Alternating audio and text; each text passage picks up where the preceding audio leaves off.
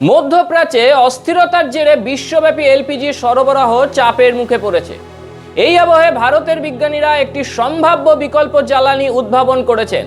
Council of scientific and industrial রিসার্চের অধীনে national chemical laboratory পুনের গবেষকরা সফলভাবে ডাইমিথাইল ইথার গ্যাস উৎপাদন করেছেন।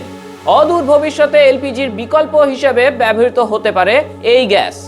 এই গবেষক দলটির নেতৃত্ব দেন বিজ্ঞানী তিরুমালাইভামি রাজা। তারা ডিএমই গ্যাস উৎপাদনের জন্য প্রয়োজনীয় একটি বিশেষ অনুঘটক তৈরি করেছেন। প্রায় 2 দশকের গবেষণা ও পরীক্ষার পর মিলেছে সাফল্য। 15ই মার্চ প্রকাশিত এক বিজ্ঞপ্তি অনুযায়ী বিজ্ঞানীরা ইতিমধ্যে একটি পাইলট প্ল্যান্টে প্রতিদিন প্রায় 250 কেজি ডিএমই উৎপাদন শুরু করেছেন।